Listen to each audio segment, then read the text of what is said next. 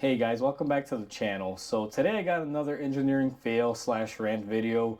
Now behind me I have the 2018 EcoSport that I've been working on.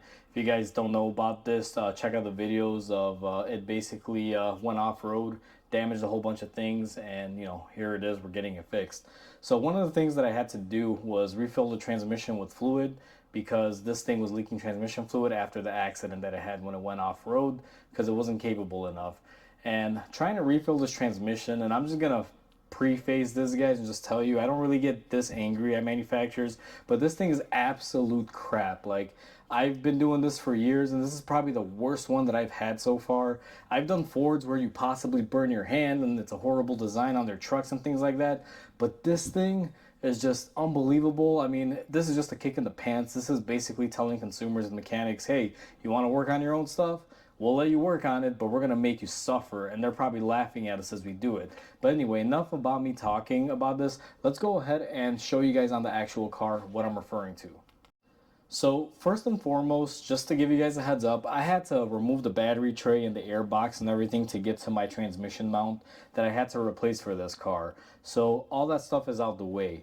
Now, in order for you guys to be able to service your transmission on this, and I mean fill it, regardless if you were replacing your trans mount or not, you still have to do this. What I did to replace the trans mount, you basically have to do to get access to your transmission fill.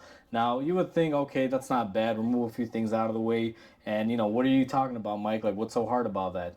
Okay, let me show you guys. It gets worse. It doesn't really end at that. So if I zoom you guys in here, now right on top of this transmission, you guys will be wondering like, hey, where is the fill? I don't really see anything. Well, let me show you. You see this tube right here? Let me see if I can get the light on it. Maybe we can get a little bit better visual. So right here, you have like a tube. It has a clamp that goes way up underneath this coolant hose that is not the most flexible line out there. And it has a little breather vent that you guys can see comes out here. Basically, this is the vent for the transmission. The way Ford chose to do this and the way they elected to do this is your fill port is going to be this. So I got to sneak in here somehow, like through down here, remove that clamp to remove this vent, and I can fill it up through here. And it's pretty difficult, guys. Not in the sense that this is difficult right here, but the location of this is just horrible. They could have raised this up a little bit and maybe given you a little stick somewhere where you can easily access it from the top here, but they didn't. They make you cut everything out of here to be able to get in here and do this job, because normally the air box is here and the battery is there, so you're not going to gain access to it while you have everything installed. But if you think this is bad, guys, wait till I show you guys the location of the fill level check where we check the transmission fluid level. It's absolutely absurd.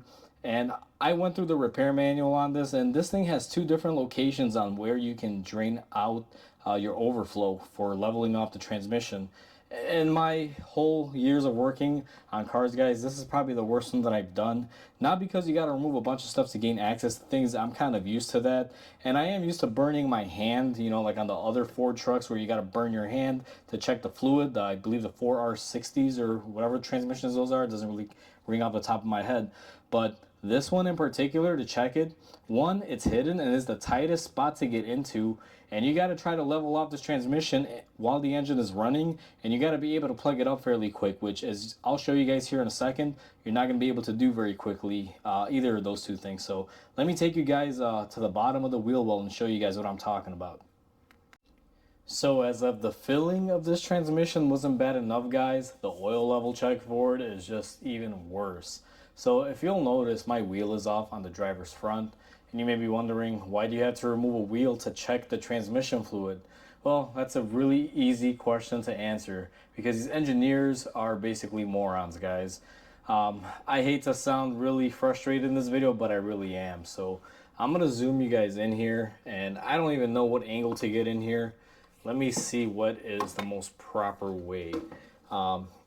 So you guys will probably be able to see it right here. Okay, so if you guys look through here, you will see your axle.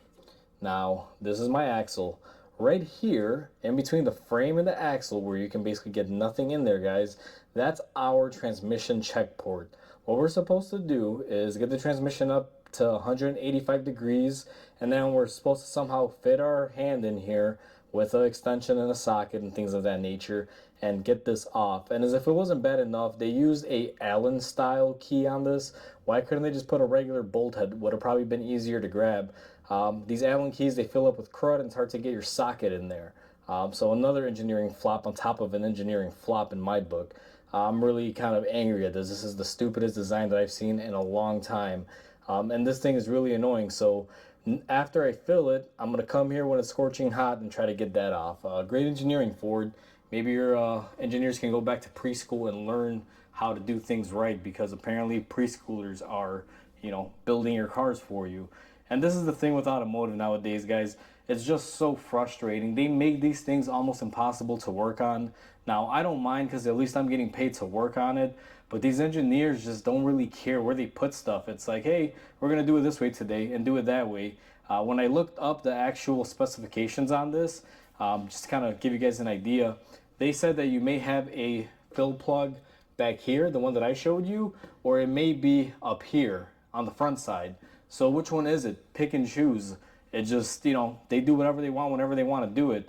I'd never seen a car before that had two possible places where you can drain the transmission and fill it. It's just ridiculous. And this is all for the same year, guys. It's not like it's a different year-on-year basis. For 2018, they have two styles for the same transmission. I don't know why they did it that way. I guess maybe up to a certain point one of these was problematic. Then they decided to switch production and vice versa. I'm not sure.